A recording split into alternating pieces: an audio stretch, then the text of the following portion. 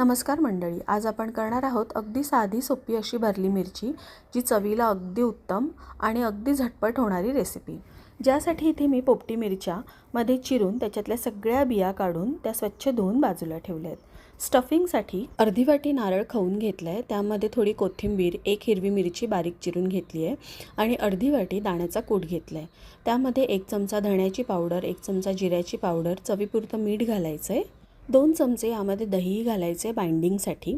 दही घट्टच असावं, नाहीतर हे जे मिश्रण आहे ते पातळ होतं। यामध्ये अर्धा चमचा हळद आणि अगदी चवीपुरती साखर घालायची। तुम्हाला नाही आवडत नाही घातली तरीही चालेल। हे बघा, असं घट्ट असं हे मिश्रण झालंय। आता हे मिरचीमध्ये आपण भरून घेऊया। मिश्रण घट्ट असल्यामुळे बघा अगदी ते छान मिरचीमध्ये भरलं जातंय।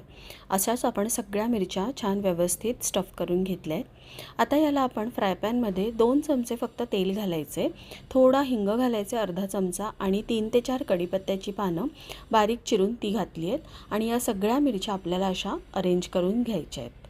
ही मिरची शिजायलाही ना जास्त वेळ लागत नाही। प्रत्येक साईडने साधारण 2 ते 3 मिनटं आपल्याला वाफवून घ्यायचं आहे। पाणी वगैरे अजिबात घालायची गरज नाही आहे। तुम्ही बघताय 3 मिनटाने आता मी हे जे झाकण उघडलं, एका साईडने व्यवस्थित झालेली आहे मिरची। ही मिरची छान खरपूस सगळ्या बाजूने भाजून होण्यासाठी आपल्याला टोटल 10 मिनटं लागतात। फक्त प्रत्येक 2 ते 3 मिनटाने आपल्याला ह्याची साईड चेंज करायची, म्हणजे सगळ्या बाजूने ही छान शिजली जाते। तुम्ही बघताय आता किती छान कलर आला आहे, अगदी मस्त अगदी खरपूस होते। आणि ह्यातलं जे स्टफिंग आहे ना ते बघा अजिबात बाहेर आलेलं नाही आहे आणि ते जे थोडंसं बाहेर आलं आहे ना ते सुद्धा खूप छान अगदी खरपूस लागतं। भाजी नसतानाचा हा अगदी उत्तम पर्याय आहे।